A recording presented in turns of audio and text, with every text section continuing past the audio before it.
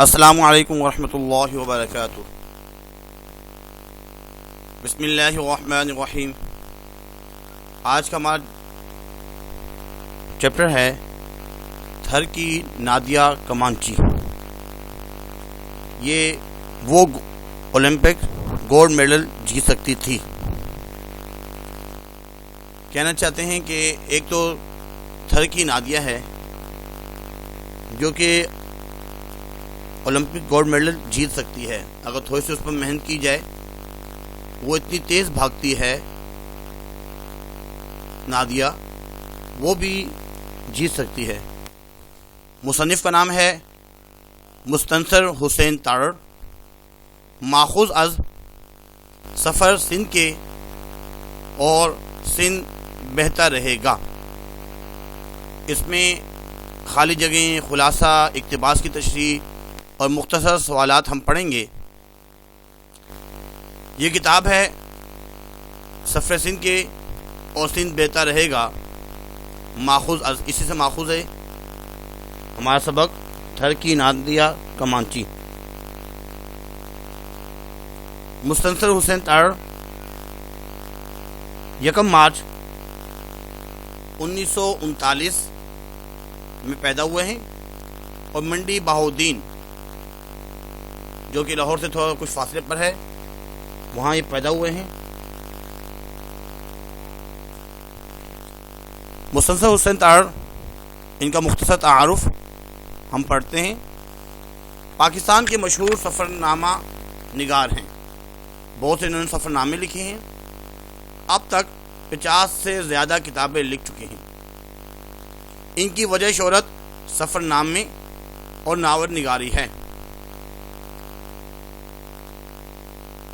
ان کے علاوہ ڈرامہ نگاری، افسانہ نگاری اور فن اداکاری سے بھی وابستہ رہے۔ ناول اور سفرناموں کے علاوہ مستنصر صاحب نے ڈرامے بھی تحریر کیے، جن میں قابل ذکر یہ ہیں: شہپر، ہزاروں راستے، پرندے، سورج کے ساتھ ساتھ، ایک حقیقت ایک افسانہ، کلاش اور فریب۔ اس کے بعد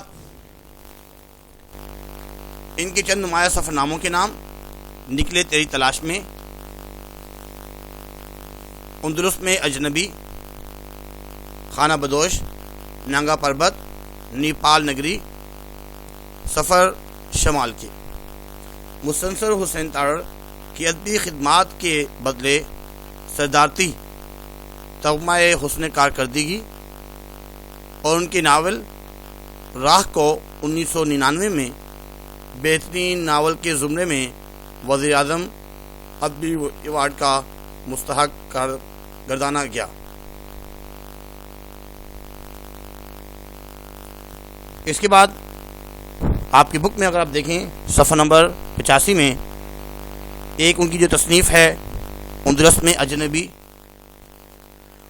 ایک اور ان کی تصنیف ہے بہاؤ، ایک اور جو تصنیف کا نام لکھا گیا ہے قلعہ جنگی، اور نکلے تیری تلاش میں، اس کے علاوہ شہپر۔ یہ تمام مستنصر حسین تارڑ کی کتابیں ہیں۔ یہ ایک سفر نامہ ہے اور یہ تمام ان کی لکھی ہوئی کتابیں ہیں، جو کہ 50 سے زائد کتابیں ہیں۔ ان کی خلاصہ: مستنصر حسین تارڑ سفر نامے میں لکھتے ہیں کہ ہم نگر پارکر کی جانب سفر کر رہے تھے۔ یہ نگر پارکر کا علاقہ ہے، تھر پارکر، بہت ہی خوبصورت اور حسین مناظر۔ اس میں ایک بہت ہی خوبصورت کارنجر ایک مقام ہے۔ کارنجر کے سرخ چٹانی سلسلے میں سفر کا آغاز کیا۔ آس پاس بھی آب و گیاہ چٹانی حصار بلند ہوتے تھے اور تیز ہوائیں سسکیاں بھرتی تھیں۔ ہم واپس ہونے ہی کو تھے کہ عجب چٹانی سلسلہ تھا صحراؤں کے درمیان میں آسٹریلیا کی الور چٹان. آسٹریلیا میں ایک چٹان ہے جس کا نام ہے الورو روجاس. تو ایسے ہی سیم اس سے ملتا جلتا ہمارے تھرپارکر میں بھی ایک ریگستان جس کا نام جو ہے رونجر، اس کی مانند آسمان سے اترا ہوا مقدس چٹانی سلسلہ. یہ جین ٹیمپل نگر پارکر میں ہے. اس کے علاوہ ہم کہیں گے ہم وہاں سے گزر ہی رہے تھے کہ ایک کھائی کی خاردار جھاڑیوں سے جو کہ کانٹے دار ہوتی ہیں، وہاں سے 3 بچے نمودار ہو گئے. بھوک کی وجہ سے ان کا رنگ جل چکا تھا، دھوپ وغیرہ کی وجہ سے ان کا رنگ جو ہے وہ جل چکا تھا. ان کے ہاتھ میں درانتیاں تھیں جسے گھاس وغیرہ اور جھاڑیاں وغیرہ کاٹی جاتی ہیں. وہ تیری زبان میں فریاد کرنے لگے. تھر کی جو زبان ہوتی ہے اس زبان میں جو ہے فریاد کرنے لگے. اور سرائی دھوپوں نے ان کے چہروں سے غربت بھی ظاہر ہو رہی تھی، شکلیں جلی ہوئی تھی. اور تھری ایک زبان ہے تھر پارکر کی، تو تھری زبان میں وہ فریاد کرنے لگے کہ ہم ننگا پارکر کے بچے ہیں. ہم اسی سلسلے کی کوکھ میں اگنے والے درخت کی ٹہنیاں توڑتے اور انہیں جمع کرتے ہیں. ان کو ننگا پارکر کے بازار میں فروخت کرتے ہیں، کچھ پیسے ملتے ہیں. یہ انہوں نے کبھی 10 روپے مل جاتے ہیں، کبھی 20 روپے اور کبھی پورے 100 روپے مل جاتے ہیں. ان میں سے ایک بچی جس کا نام نادیہ تھا، جو 8 یا 10 برس کی ہوگی، جو اپنی تھر کی زبان میں بول رہی تھی کہ سائیں کہ اس چٹانی سلسلے کو کی جو بلند ترین پہاڑی وہاں موجود، وہاں ایک جھنڈا لہرا رہا تھا. میں وہاں تک چٹانوں کو ٹاپتی کودتی صرف 3 منٹ میں پہنچ سکتی ہوں. جھنڈے کو ہاتھ لگا کر 2 منٹ میں واپس آ سکتی ہوں.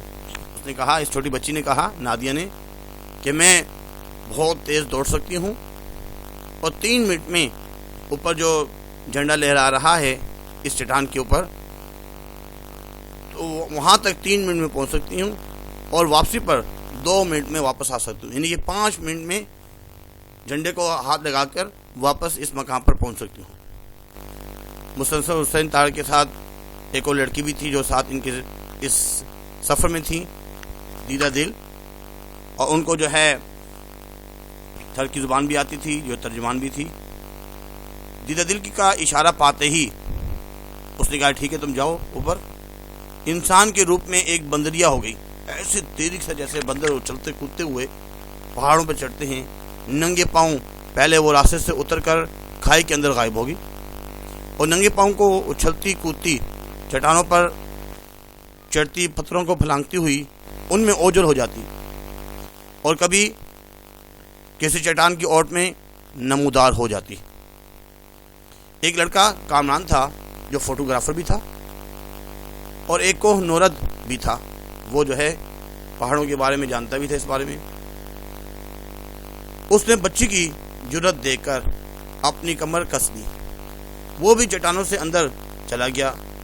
وہ بھی بھرتی کے ساتھ یعنی کہ پھرتی کے ساتھ اس چٹانیں بلندی پر چڑھتا گیا.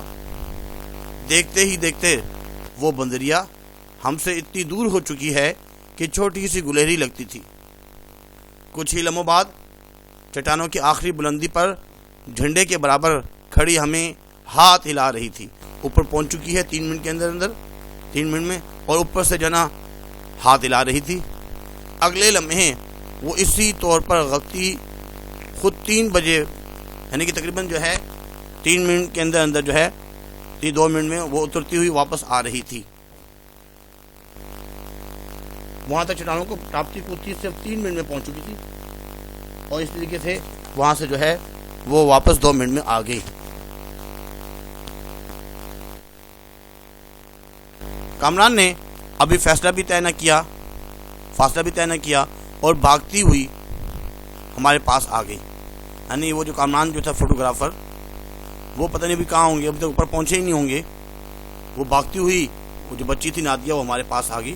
مسلسل فرماتے ہیں پورے 5 منٹ میں، اور وہ ہانپ رہی تھی. اس کا سانس چڑھا ہوا تھا.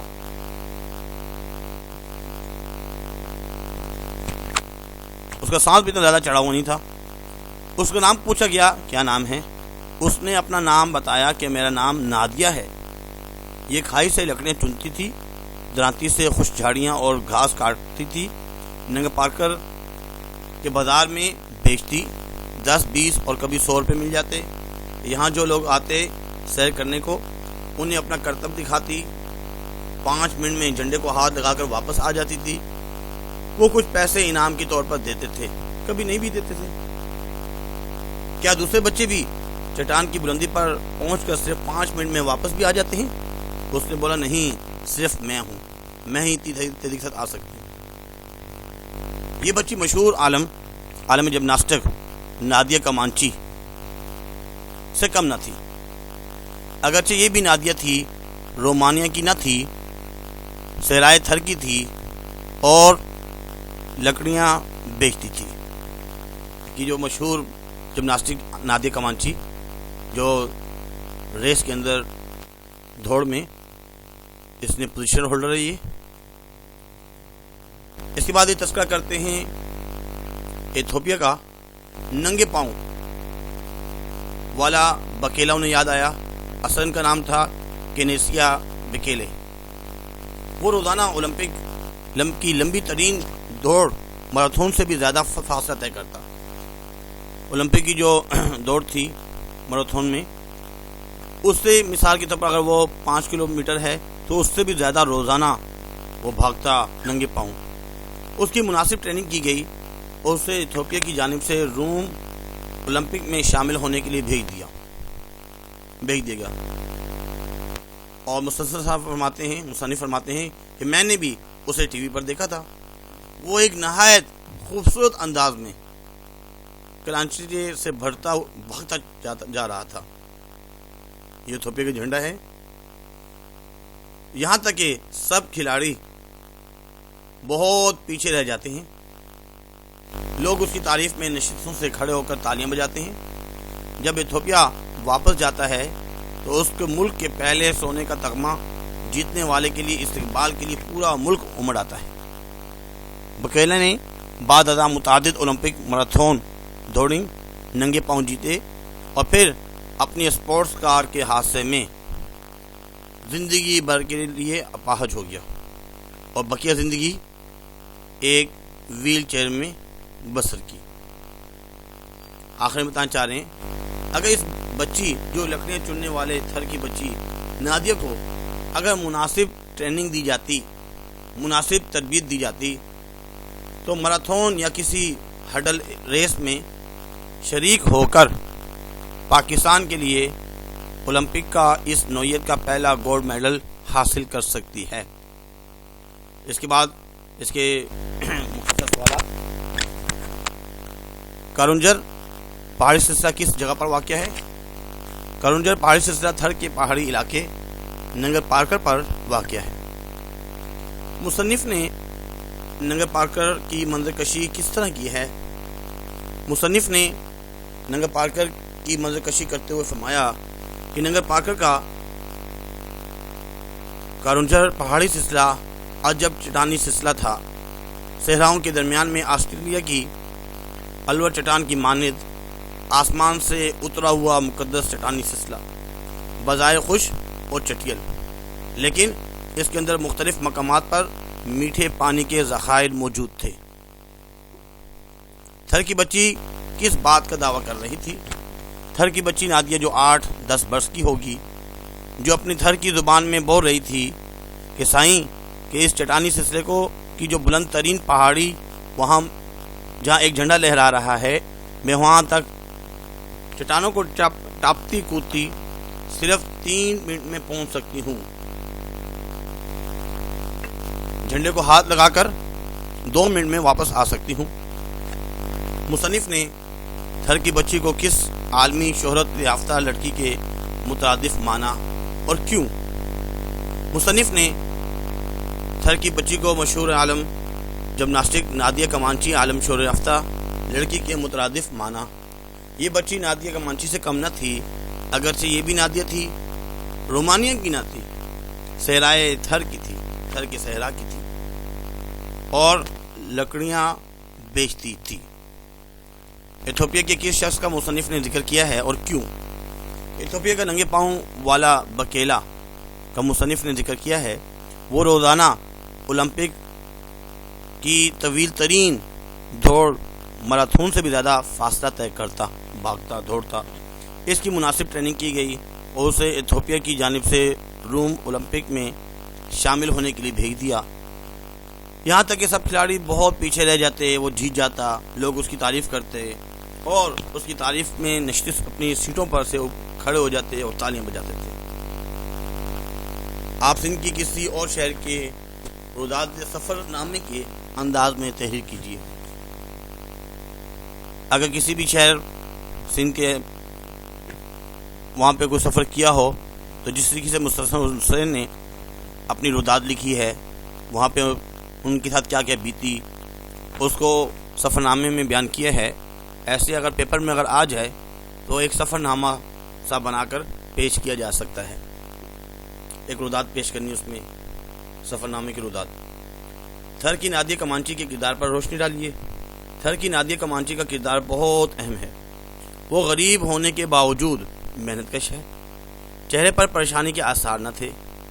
اگر اس بچی جو لکڑیاں چننے والے تھر کی بچی نادیہ کو اگر مناسب تربیت دی جائے تو میراتھن یا کسی ہرڈل ریس میں شریک ہو کر پاکستان کے لیے اولمپک کی نوعیت کا پہلا گولڈ میڈل حاصل کر سکتی ہے۔ اس کے بعد جملے ہیں۔ ایک تو یہ بتانا ہے کہ کتنے محاورے استعمال ہوئے ہیں اور کوئی اس کو اپنے 3 کو جو نا جملے میں استعمال کرنا ہے۔ اس میں اگر دیکھا جائے جو محاورے استعمال ہوئے ہیں، ایک ہے پھڑپڑانا، بارش ہونا، ہزیمت محسوس کرنا، کمر کسنا، کلانچے بھرنا، امڑانا۔ 3 محاوروں کے جملے۔ کلانچے بھرنا، ہرن بہت خوبصورت انداز میں کلانچے بھرتا جنگل میں بھاگتا جا رہا تھا۔ پھڑپڑانا، طوطا پنجرے میں، اصل میں غلطی ہوگی، پرندے نہیں بلکہ پنجرے میں پھڑپڑاتا تھا۔ اس کے بعد امڑ آنا، جب بکیلا ایتھوپیا واپس اپنے ملک گیا جیتنے کے بعد روم کی اولمپک ریس سے، تو اس کے ملک کے پہلے سونے کا تمغہ جیتنے والے کے لیے استقبال کے لیے پورا ملک امڑ آتا، یعنی پورا ملک جو ہے نا وہ باہر اس کے استقبال کے لیے کھڑا ہو چکا۔ جب ہمارے ملک سے بکیلا نے جو ہے سونے کا تمغہ جیتا ہے۔ اس کے بعد اپنے ذیل کو اپنے جملے میں استعمال کیجیے۔ حسب وعدہ، فہیم نے مجھے حسب وعدہ قرض لوٹا دیا، وعدے کے مطابق۔ بے آب ہو گیا، ننگ پارکر کے سفر کے دوران آس پاس بے آب ہو گیا چٹانی حصار بہت یعنی بلند ہوتے تھے جو بہت خوبصورت اور دلکش نظر آتے تھے، اور وہاں پہ جگہ جگہ پانی بھی موجود تھا، پانی کے چشمے تھے میٹھے پانی کے۔ کائیاں، دھوکے باز کو بولتے ہیں، چالاک کو کہتے ہیں۔ کائیاں لوگ اکثر ناکام ہوتے ہیں۔ عبور کرنا، پاکستانی کرکٹ ٹیم نے اپنے ہدف کو عبور کرنے میں انت تک محنت کی۔ چٹیل، ننگ پارکر کے سفر کے دوران بہت سے چٹیل میدان کا سامنا کرنا پڑا۔ عجوبہ، دنیا کے ان 7 مشہور اور قدیم عجائبات میں اہرام مصر ایک اہم اور قدیم ترین عجوبہ ہے۔ امید کرتے ہیں کہ آج کا لیکچر آپ کو سمجھ میں آیا ہوگا۔ اس میں اہم جو چیز ہے خلاصے کو سمجھنا اور تصاویر کے ذریعے اس کو سمجھنا کہ اس کا خلاصہ کیا ہے، اور کچھ اس کے اگر خلاصہ سمجھ میں آ جائے سوال جواب بھی لکھنا کوئی مشکل نہیں ہے، اور اپنے جملوں میں استعمال کرنا بھی کوئی خاص مشکل نہیں ہے۔ امید کرتے ہیں کہ سمجھ آ گئی ہوگی۔ کوشش کیا کریں اپنے دوسرے دوستوں کو لازمی شیئر کیا کریں تاکہ وہ بھی اس سے مستفید ہو سکیں۔ ان کو لنکس بھیج دیا کریں۔ ڈسکرپشن میں جتنی بھی ہماری ویڈیو بن چکی ہیں تو اس کے لنکس اس میں موجود ہیں، وہاں سے مزید بھی دیکھے جا سکتے ہیں، پلے لسٹ بھی دیکھ سکتے ہیں۔ اور الحمدللہ کافی لوگوں نے سبسکرائب کر لیا ہے، لیکن ابھی بھی کچھ لوگ باقی ہیں۔ برائے مہربانی سبسکرائب کیجئے تاکہ وقتاً فوقتاً ہماری ویڈیو اب تک جو ہے پہنچتی رہیں۔ ایسے الحمدللہ اسلامیات کا کام بھی ہم کر چکے ہیں، فرسٹ اسلامیات، اور پلے لسٹ سے بھی دیکھا جا سکتا ہے، اس سے بھی مستفید ہو سکتے ہیں۔ اور مزید بہتری کے لیے اور آسانی کے لیے لائک لازمی کیا کریں، شیئر کیا کریں، کمنٹس کیا کریں، لازمی کمنٹس کیا کریں تاکہ ہمیں پتہ چل جائے کہ بھائی مزید کس طرح بہتری آ سکتی ہے، اور اچھے کمنٹس کیا کریں۔ اللہ تعالیٰ عمل کرنے کی توفیق عطا فرمائے۔ وما علینا الا البلاغ المبین۔